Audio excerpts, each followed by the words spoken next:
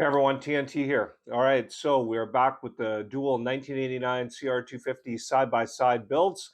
And today I'm going to show you something in this box that for me was supposed to be probably one of the most special parts of these builds. And unfortunately, it's turned out to be one of the biggest disappointments as well. So stick around and I'll show you what's in here.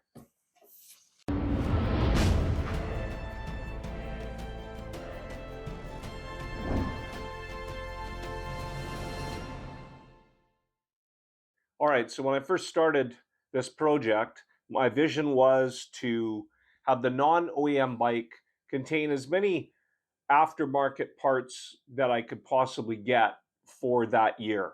That can be challenging, let me tell you. And at the same time, it was to have the voters decide which aftermarket parts that I was going to use. Something that I didn't tell you is that I was getting something special done with one of the engine parts. But for whatever reason, there was something lost in the communication between myself and the company that I had do the work. And I got back something great, but at the same time, I got back something that I didn't want.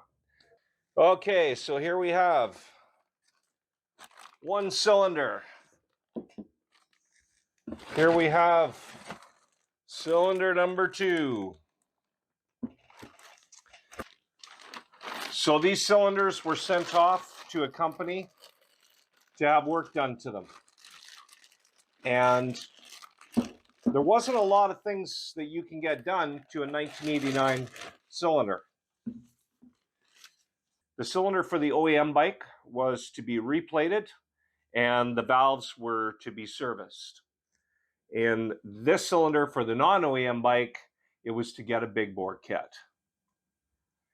This cylinder does have a big bore kit, and I'm very happy about that because the company that I sent it to, the guy that did the work will no longer be doing this work after this year. So I have one of the last cylinders, maybe the last, I don't know, because you actually have to call him personally to see if he can fit you in. And he's got all kinds of other work that he does on cylinders and two-stroke bikes. So you may not even be able to get this kit done to your cylinder at all because he just may not have room. And then that means that I have one of the last, or maybe the last big bore kit for this cylinder type. This is a 265 kit. It is the biggest kit that you can get for this HPP cylinder. The quality of work on this, it looks absolutely incredible inside. Millennium did the plating, and I'm not going to say who did the big bore kit, but I'm sure you'll all figure it out at some point. Okay, so cylinder number 2. This is the one that goes on the OEM bike. Here's the problem with cylinder number 2. It has a big bore kit in it. I don't know what happened. I went back and I looked through my communication with the guy that did the work, and in the emails, it clearly states that I wanted one to have a big bore kit and one to have the valve and plating service. The paperwork that I filled out and that I put with each one of the cylinders clearly stated big bore kit, valve, and plating. I don't know what happened. I will say I probably made a mistake in sending both cylinders in the same box. I should have sent them in separate boxes, and I didn't. So I'll own that one. Now, I sent these cylinders off back in, I believe it was March 1st, I think it was. I just got them back today. It is May the 19th. Yeah, May 19th today. That just shows you how backed up things are and how long things take. What is going to happen with the builds? I got to be honest with you.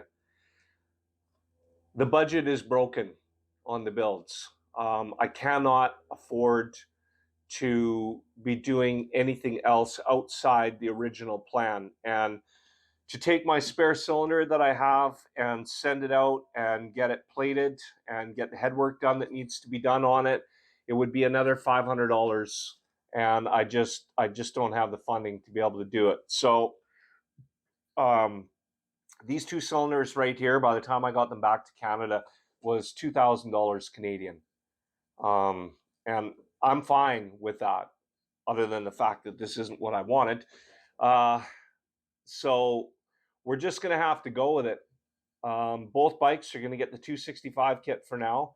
And then hopefully something turns around financially before the builds are done, or perhaps even after the builds are done, and I'm able to send my spare cylinder off and have the work done to it. But for now, we're going to have to go with just putting these 265 kits on both bikes. All right, guys, so that's the big surprise for today. Next video should actually be the engine assembly. All right, thanks for watching. If you're new to the channel, please subscribe, leave some comments, and I'll catch you all next video.